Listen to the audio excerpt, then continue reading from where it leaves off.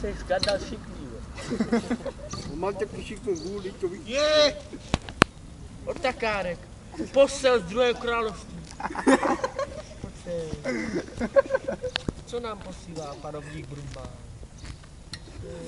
No nebojte.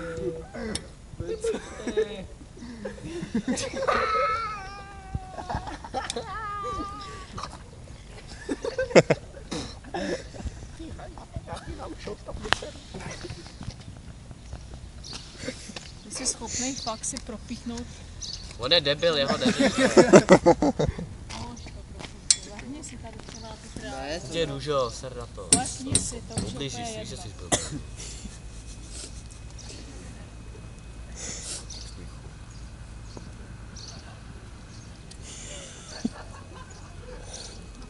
Vymyslíte, nevymyslíte.